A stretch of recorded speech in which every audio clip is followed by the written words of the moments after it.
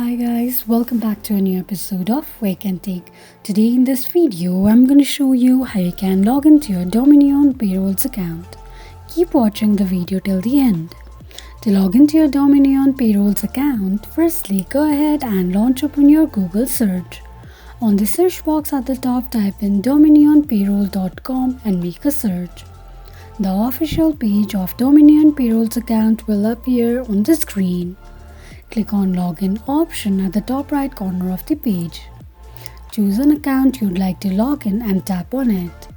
On the next page, enter your login ID and password associated with your Dominion Payrolls account and tap on Login.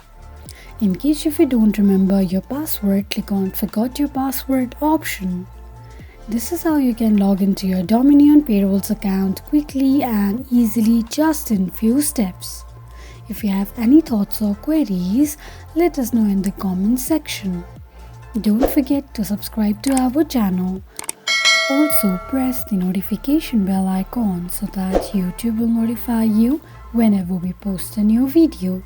I hope this video was helpful to you. Thank you so much for watching.